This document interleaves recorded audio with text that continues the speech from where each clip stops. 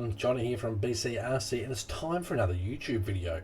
Okay, so we did a live stream, we unboxed the truck, things were said, stuff happened. Now it's time to get it outside and see what it's really like. So I'm going to show you guys some running footage, and then a little bit through the video I'm going to jump on top of the footage and give you my honest opinion of what I think this truck's like to drive, to live with, and should you buy it. So don't forget to stick around for the juicy bits. Okay, see you soon.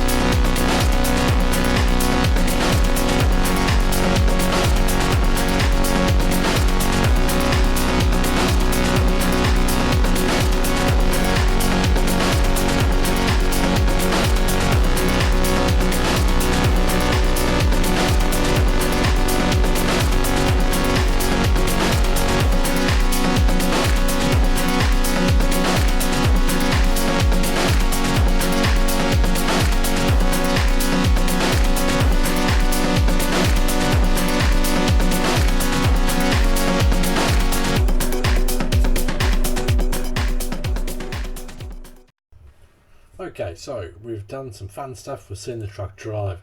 Now for some issues. First thing you'll notice is the bumpers. Dreadful design. Catch on as many things as possible. You'll find yourself often having to change your lines time and time again just to try and get around the spoon that's attached to the front of this truck. You can see in this shot here that you've got to change your line once, twice, change it again, which in this day and age you shouldn't have to do that sort of thing in a truck like this. The bumper should be designed so the truck can perform, so that there's enough clearance, so that you can take the optimal line.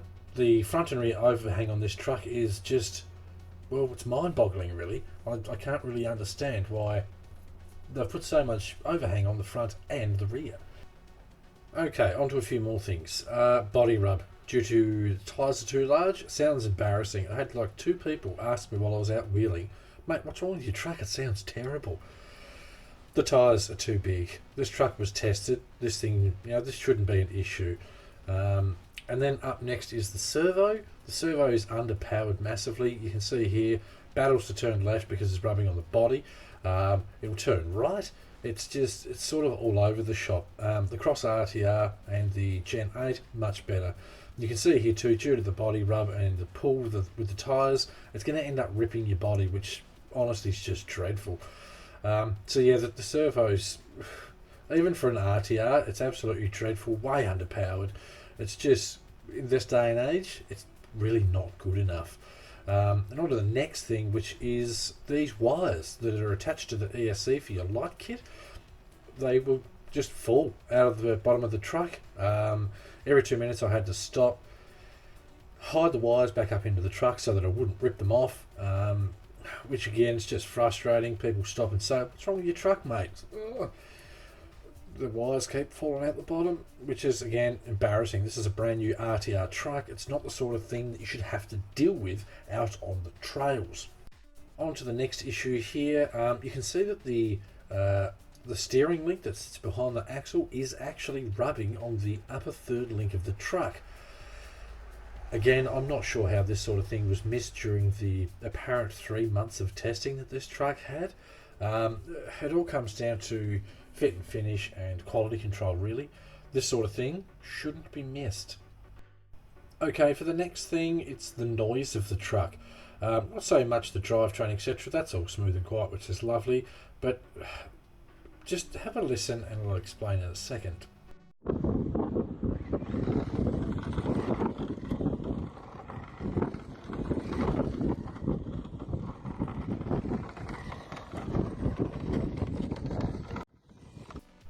Okay, so what you're hearing there is body bounce.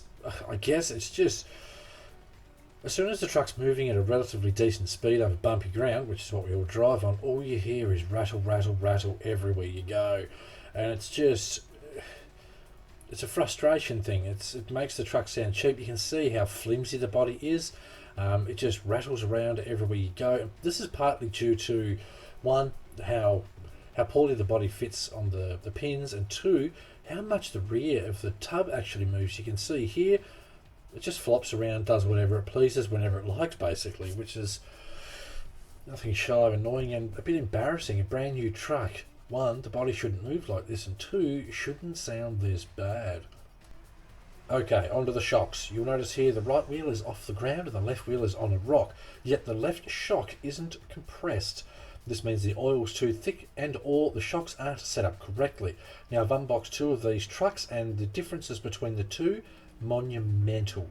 So it would seem that the quality control on these trucks is nothing short of beyond subpar.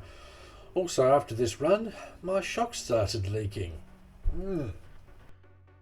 So on to the next bit of fun. The panhard mount bends terribly. It's not just the panhard mount, the actual shock tower is twisting there because of these soft plastics. Now Elements sell hard plastic upgrades for this truck, which is weird. It almost seems like a bit of a money grab tactic so that you realise how crappy the soft plastics are. You'll notice here in a second that the servo plate even bends with the steering of this rather weak servo. It seems like a money grab tactic for you guys to just go out and buy the upgrade parts. Not very impressive if I'm honest.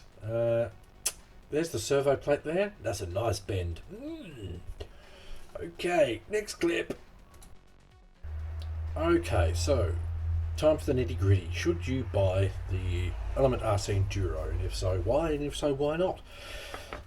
Well, when we sit here and we look at all the issues and whatnots of the truck, it's got a extremely cheap flimsy body that's poorly mounted with a poor bracket that goes between the tub and the cab. It's got probably the ugliest light buckets on the market. That doesn't matter to some people. To me it does. I like good looking light buckets in my trucks.